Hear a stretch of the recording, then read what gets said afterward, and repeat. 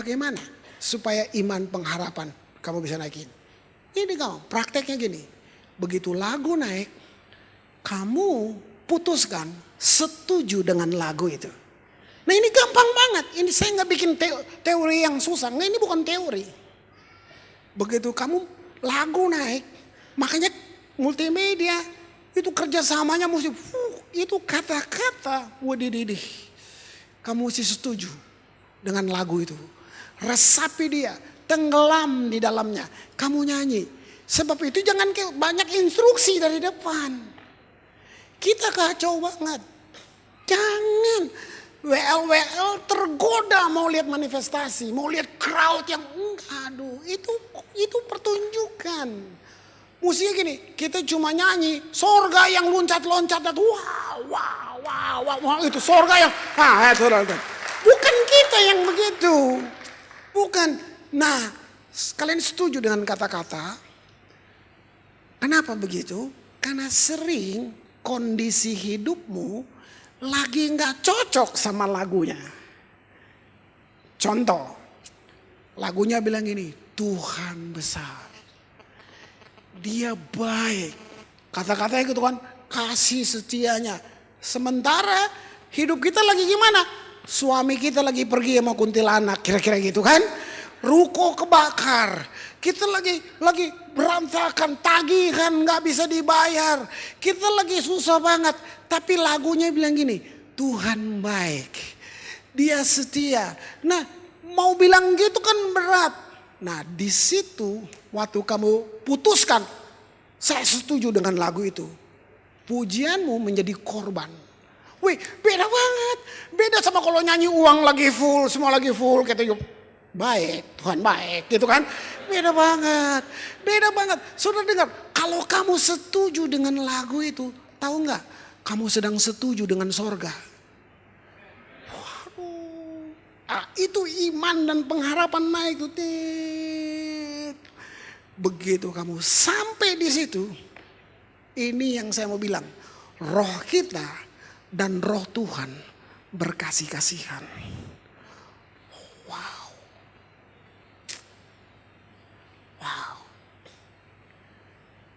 Tangkap ini.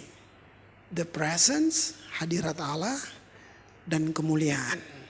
Ini beda. Kalian mesti ngerti. Apa itu hadirat? Hadirat Allah hanya dirasakan oleh kamu yang punya hubungan. Makanya waktu kamu nyanyi, baru 2 kata, kamu bisa nangis. Iya Tuhan, bener. Kadang-kadang kamu gak nyanyi, cuma bilang iya. Bener tuh. Itu Tuhan, itu dia tuh. Kenapa kamu gitu? Karena kamu rasa Tuhan. Sementara yang di sebelahnya gini, kok nangis? Sakit ya? Nah, jadi gini, memang hadirat Allah cuman dirasakan oleh yang punya hubungan. Yang gak punya gak rasa. Itu bedanya. Nah, saat itu saya pakai kata ini, magic in the air. Kayak, kenapa saya bilang magic? Karena saya nggak bisa terangkan seperti matematika. Saya nggak bisa terangkan seperti menerangkan ilmu buat saudara. Gini, cuma yang ada nangis saja. Seperti gini, Tuhan sementara kamu nyanyi, Tuhan juga ngomong sama kamu, bayangin. Nggak ada kalau lagi khotbah kayak gitu tuh nggak ada. Wow, saudara bisa lihat itu yang saya bilang dia magic. Saudara cuma, iya Tuhan. Kenapa? Tuhan rohmu dan roh Tuhan tuh berkasih-kasihan. Di poin ini, WL perlu peka banget. Sebab waktu saudara nyanyi, kata-kata lagu itu lagi ngomong sama saudara sendiri. Nah si WL tambah-tambah lagi, bener saudara. Kasih nasihat lagi. Dia kayak mau lebih berhikmat dari Rasul Paulus. Harusnya dia mesti peka banget. Lebih baik dia nyanyi dan baguskan suaranya. Jadi gini. Seorang pemimpin penyembahan dia enggak boleh jadi motivator di depan. Enggak, dia jadi inspirator. Waktu dia nyembah, dia inspirasi. Orang ingin menyembah. Bukan bilang, mari saudara. Tuhan lebih dalam lagi, itu udah salah banget. Ini rumah Tuhan kan? Benar. Emang Tuhan perlu di welcome lagi? Ini rumah dia. Lo yang mesti sujud, ini punya dia. Lo buka sendal di depan sana kalau mau masuk rumah. Ini rumah Tuhan. Dia nggak perlu kita welcome dia, ini punya dia. Coba, kalau kita worship with understanding, wow, saudara, keren banget. Keren banget saya mau bilang. Kamu keluar tuh gereja, pleng, persoalan mau segede apapun. Ini ya bilang, ini jangan hilang. Kamu mau di mobil, mau di WC, mau di mana, kamu bisa buat ini. Stimulasi rohmu artinya gini, menyadari Tuhan dalam roh 24 jam. Keren. Waduh. Wow, saudara. Kalau tiap bangku ini ngerti, kalian akan goncangkan Surabaya ini. Serius. Saya minta ampun. Gereja modern sedang ke Hollywood dan meninggalkan Holy Spirit.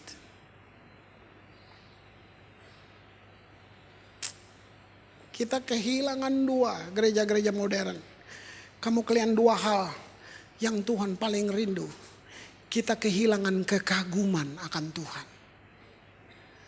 Worship sebenarnya buat kita awesome. Kita kagum dia. Kita udah hilang. Kita lebih kagum jam tangan kita yang mahal banget. Sampai berat tangannya mau diangkat tinggi-tinggi kan. Kita lebih kagum tas kita yang baru beli kemarin gitu kan. Kita sudah tidak kagum Tuhan. Yang kedua, orang kota, gereja-gereja modern, hilang ketulusan. Kita hilang ketulusan. Jadi saya sedang bilang, Tuhan Yesus. Nah, kalau itu kita bagi, wow saudara. Luar biasa. Nah saya sampai bilang gini, Tuhan kenapa peperangannya besar? Karena kita pakai judul yang gawat banget. Representatif of peperangannya besar. Nggak sama bangun partai saudara. Coba namanya GBI 18 Eckner penuh besok. Coba ganti namanya Gereja Calvin Klein. Waduh keren banget kan. Sudahlah. Begitu bilang representatif. Pelan-pelan. Saya giring lagi saudara. Dengar gini. Pujian, penyembahan itu elemen surga. Tangkap ya. Rekam di sini. Elemen surga. Elemen ini sangat penting. Kenapa? Dia sudah ada sebelum dunia dijadikan. Dia sudah ada di situ. Sebelum dunia diciptakan. Bahkan ia akan tetap ada setelah dunia ini lenyap. Dia tetap ada. Dalam kekekalan. Kata-kata lirik lagu itu baru ada setelah manusia ada. Jadi lirik lagu itu adalah medium yang kita pakai untuk mengekspresikan perasaan kita kepada Tuhan. Tapi melodi, musik udah ada sebelum dunia dijadikan. Kalau dunia ini lenyap, dia tetap ada dalam kekekalan. Kamu boleh gak main satu progresif yang, jangan main lagu nanti orang tahu. Kamu main aja yang enak gitu. Coba kamu main yang enak itu. Kalian mau berdua juga boleh. Asal jangan lagu burung kakak tua toh. Kamu main yang coba kamu main yang enak, yang paling enak yang pernah kamu buat.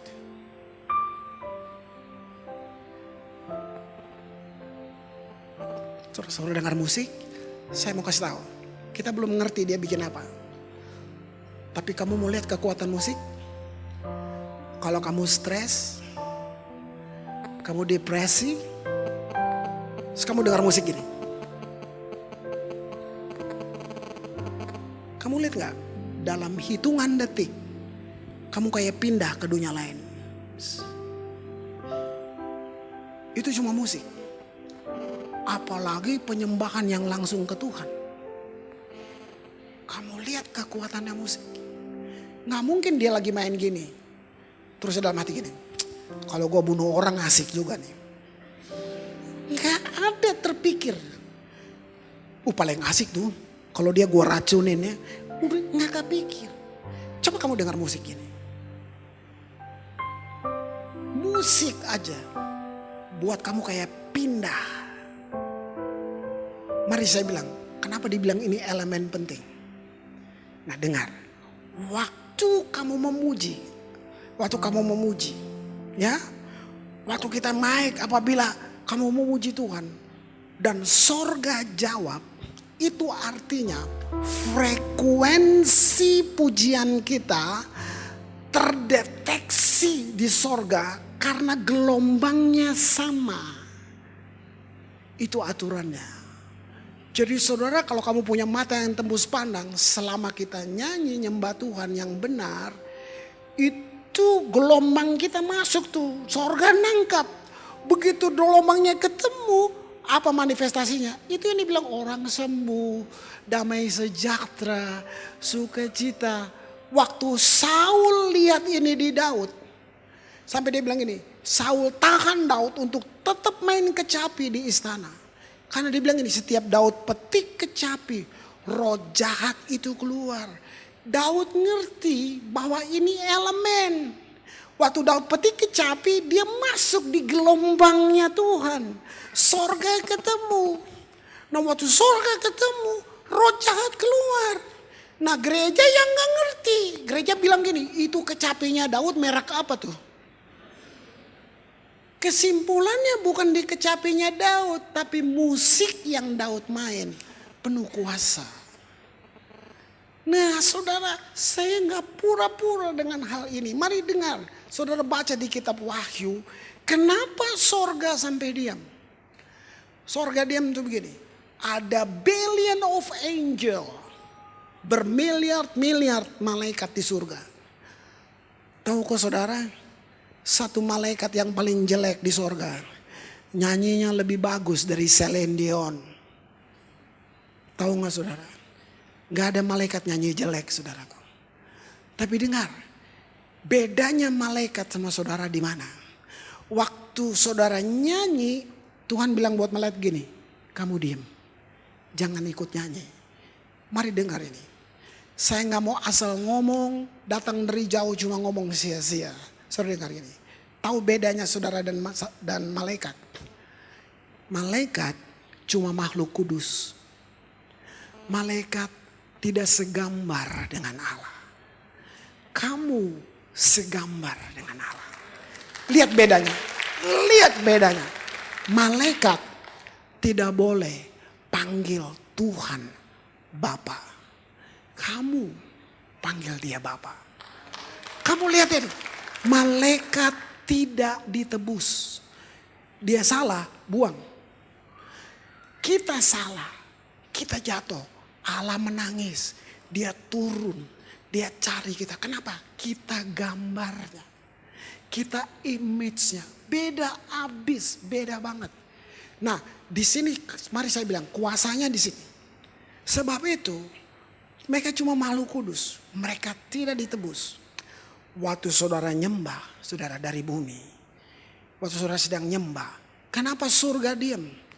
Karena di penyembahan tipe ini, malaikat di sorga tidak layak bernyanyi dengan saudara. Alasannya mereka gak ditebus. Jadi waktu saudara sedang menyembah, penyembahan ini namanya rhythm worship. Bayangin, satu penyembahan dari hati yang ditebus. Itu malaikat ikut nyanyi, Tuhan bilang stop. Dari Royal punya penyembahan, kamu lihat nih. Surabaya punya penyembahan. Tuhan nikmati seperti dupa. Kenapa? Dia tebus kamu. Dia rasa banget curahkan hatimu dibandingin malaikat.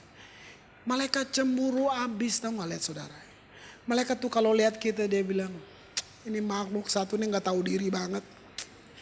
Bener. Saudara tahu, saudara bangun pagi, begitu bangun pagi, itu orang kalau paling cakep-cakepnya kalau baru bangun kan, ya kan, begitu saudara baru bangun, bayangin, nggak ada cincin berlian, nggak ada kalung-kalung, nggak ada Hermes, nggak ada semua galung-galung, nggak ada, saudara apa ada baru bangun, kancing baju, kancing piyama mau putus 3 karena tadi malam mimpi berkelahi sama beruang kan gitu.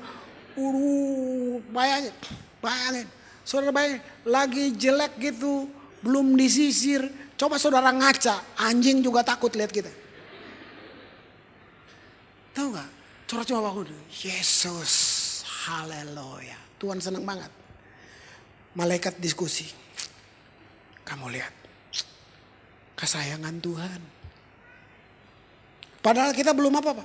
Belum pakai sepatu, belum pakai atribut, belum naik di mobil. Kita masih kayak gitu. Malaikat bilang, kamu lihat, kesayangan Tuhan. Dia ditebus, kita kagak. Aduh. Saya pikir ya, ngerti ini aja. Udah cukup buat saya menyembah dia. Cukup. Cukup banget saya menyembah dia. Saya tidak perpanjang, saya cuma mau bilang ini. Kembali ke ayat tadi, dibilang gini. Tuhan ngomong itu dengan siapa saudara? Pelacur Samaria, Yohanes 4 tadi. Pelacur itu Tuhan duduk gini. Tahukah kamu? Orang akan menyembah Bapa dalam roh dan kebenaran. Artinya gini, waktu hati seseorang benar seperti firman Allah, penyembahannya dianggap benar. Nah sebab itu WL kalian semua perlu ngerti ini, supaya kita semua punya penyembahan yang benar. Saya sangat percaya kalau hatimu berubah, dompetmu berubah. Saya sangat percaya, kita tidak perlu teriak pembangunan gereja, tidak perlu. Coba hati diubah dulu. Ini sebenarnya yang kita mesti mulai dari sini. Dengar baik-baik. Ini pelacur. Saya sudah puluhan tahun baca ayat ini. Tapi dia ganggu saya. Kenapa gini? Kenapa Tuhan ngomong hal paling penting dengan pelacur? Apa itu yang paling penting? Penyembahan. Kenapa penting? Tangkap lagi. Waktu kamu menyembah, kamu sedang melakukan yang Tuhan tidak bisa lakukan. Masa? Dia maha kuasa. Dia bisa bikin apa aja. Tapi dia tidak bisa buat satu hal. Dia nggak bisa menyembah dirinya. Jadi waktu kamu menyembah, kamu sedang buat yang Tuhan tidak bisa buat. Keren gak tuh saudara? Nah ini hal paling penting. Dia ngomong sama pelacur. Orang akan menyembah Bapa dalam roh dan kebenaran.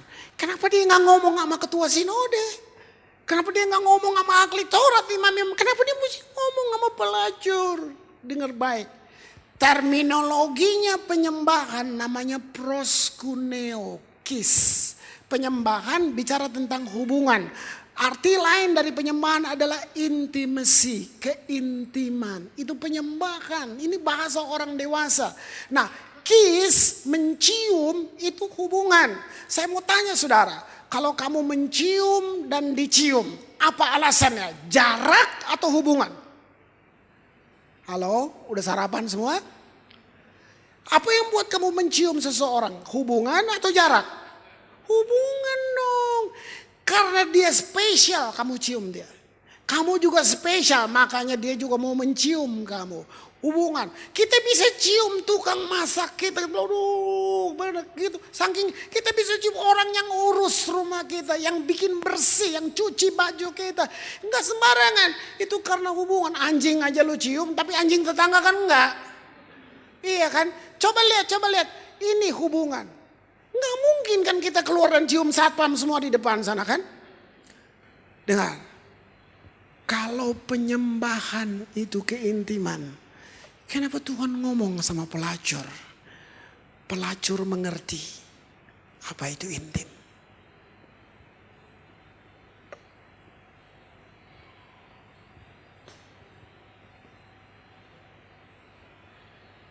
Saya tutup aja.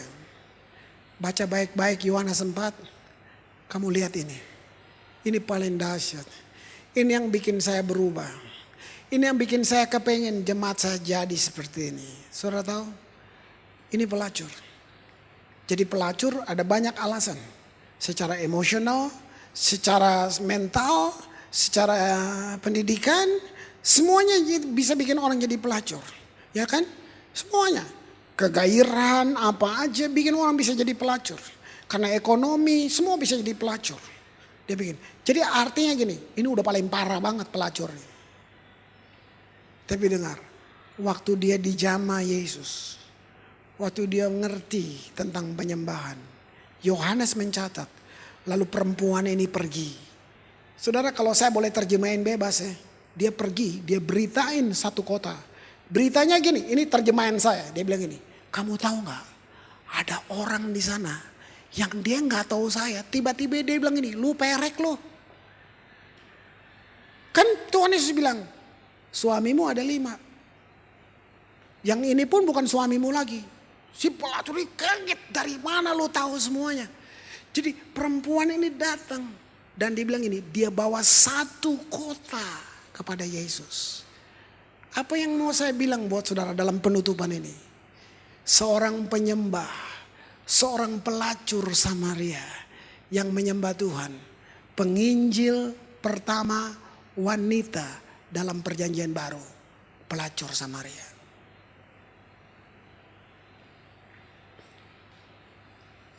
Kita udah sarjana teologi, kita udah lulus segala sekolah ini, belajar bedah kitab ini, kristologi, segala logi-logi. Kita tidak menangin satu orang pun. Karena sebenarnya kita cuma punya pengetahuan. Kita tidak punya pengalaman dengan dia. Maukah saudara menjadi yang satu-satunya pagi ini? Bilang, ini aku Tuhan. Saya mau. Maukah kamu mulai dengan menyembah? Mau gak? Cuman itu. Gak ada yang terpaksa. Saya minta singer WL, mari kalian di atas ini.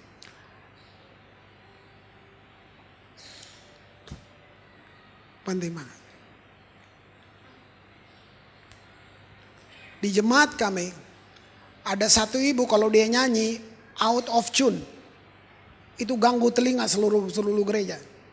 Hanya kalau kita sedang nyanyi, dia punya suara lain sini. Kadang-kadang saya mulai kasih stop tuh ibu. Tapi selalu ada yang bilang gini, apa hak kamu? Karena dia di jemaat, kasih stop itu ibu. Apa? Nah, dia jemaat saya kenal dengan baik dan akhirnya saya tahu dia hanya guru SD, sederhana banget. Gaji guru tuh dari rendah cuman ada yang cuma 90.000 sampai 900.000. Itu gaji guru. Saya lihat ibu nih, kalau dia nyembah udah di luar tone, di luar akord, udah nggak tahu harmoni banget dan itu saraf kita terganggu semuanya. Tapi kalau saya mau cegah dia seperti ada suara kecil bilang, apa hak kamu? Di telinga Tuhan itu merdu. Karena kan tentang hati. Nah, satu kali kita bikin pengumuman yang mau ikut ke Israel. Saudara, saya paling kaget, ibu guru yang sederhana ini yang gajinya sangat kecil, dia ikut dalam rombongan ke Israel. Nah, sampai gitu, sudah sampai Jakarta baru kita tahu dia tidak punya rumah. Tasnya kecil banget, dia belum pernah terbang, belum pernah naik pesawat. Jadi saya gembala dong, saya bilang kalau gitu ibu di rumah saya aja. Nah, saya dengan istri taruh dia di rumah. Kita makan pagi, nanti malam kita berangkat nih. Kita makan pagi, terus kita mulai ngomong-ngomong. Ibu bagaimana bisa ke Israel? Saudara dengar penyembahan yang false tadi itu, saudara dengar kesaksian. Dia cuma bilang begini, satu kali saya terima telepon dari perempuan, katanya di Bali. Terus gini, emang ibu kenal? Enggak. Lalu dia bilang apa tuh perempuan? Dia cuma bilang begini, ibu kamu mesti ke Israel. Sekarang kamu ke bank ambil uangnya. Ini nomornya gini-gini. Terus saya bilang gini. Lalu ibu ke bank. Kemana? Ke BCA. Lalu ibu punya buku tabungan? Enggak punya. Kan bingung gua. Ini abad 21 saudara, bukan tahun 21 kan. Lalu gimana? Saya pergi aja, disuruh. Lalu sampai sana, saya juga bilang, saya disuruh ambil uang di sini, gini-gini. Terus dia bilang, wow, saya bilang, lalu ibu, pokoknya saya tanda tangan banyak. Terus saya bilang, kok banyak sih? Yang orang bank bilang, uangnya banyak bu. Ini kita teman-teman, saya sama istri lihat-lihatan, yang benar sih. Terus dia bilang, lalu ibu urus paspor semalam. Jam 11 malam ke rumahnya kepala imigrasi. Jam 11 malam. Ini yang punya travelnya ada di sini. Sebab itu waktu itu daftar terakhir ke dia. Si ibu ini jam 9 malam ke kepala imigrasi. Kepala imigrasi udah pakai celana kolor, singlet. Ini ibu masuk dikira mau minta sumbangan. Hah? Malam-malam ini bikin apa bu? Ibu udah, saya mau urus paspor karena besok hari terakhir. Dia pikir orang sakit. Hah? Saya mau urus paspor. Mau kemana? Mau ke Israel. Dia lihat-lihat. Tapi ini tuh kan saudara. Ini orang tiba-tiba. Ya sudah besok ambil. Kira gak saudara. Itu dia orang paling terakhir. Besok pagi dia ambil paspor di imigrasi. Dia bawa ke travel. Lalu saya bilang. Lalu bu. Ibu itu anak ibu. Bukan. Sekarang ibu tahu gak siapa perempuan tuh? Enggak tahu. Istri saya udah nangis. Saya antara percaya dan enggak. Dia cuma tendang kaki saya di bawah meja gini. Terus dia bilang, Chris, kamu masih percaya enggak bahwa Yesus bisa datang dalam wujud apa aja untuk orang ini? Saya terus kata, saya bilang, ibu, kita begitu. Ibu punya Long John enggak? Long John enggak tahu. Saudara, sampai di Israel. Kita jalan di Via Dolorosa. Kita nyanyi kan. Salibnya, salib. Kita lagi nyanyi. Ibu ini juga nyanyi. Tapi tetap fals. Salibnya. Mulai hari itu saya gak larang dia. Karena saya udah tahu mujizatnya kayak apa. Saudara lihat itu. Oke, kita berdoa.